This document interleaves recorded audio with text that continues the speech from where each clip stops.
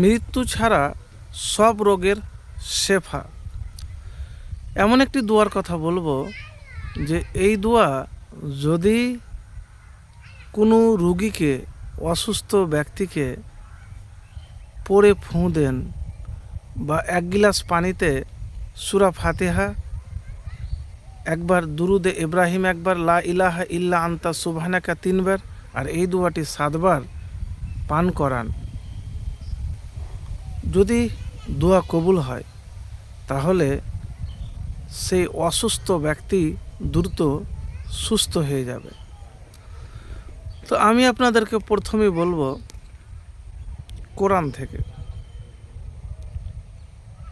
এই যে সূরা ফাতিহা আছে, এই সূরা ফাতিহা হলো সব রোগের মহা ঔষধ। নবীজি সাল্লাল্লাহু আলাইহি সাল্লাম বলেছেন। এবং সূরা ফাতিহাকে সূরাতুস শেফা বলা হয়। তাহলে আমি এটা কোরআন থেকে বললাম যে সূরা ফাতিহার আরেকটি নাম হলো সূরাতুস শেফা।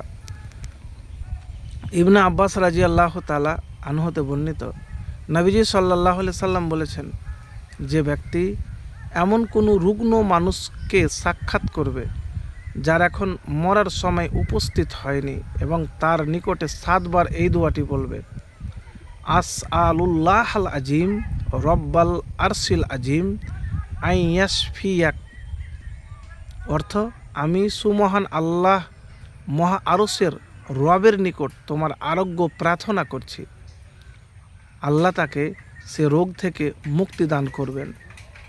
আবু দাউদ শরীফ এবং তিরমিজি শরীফ, আবু দাউদ শরীফ হাদিস নাম্বার 3106, তিরমিজি 3083, আহমদে মুসনাদ 2138, 2183, 2388, বুখারীর শর্তে হাদিসটি সহি হাদিস।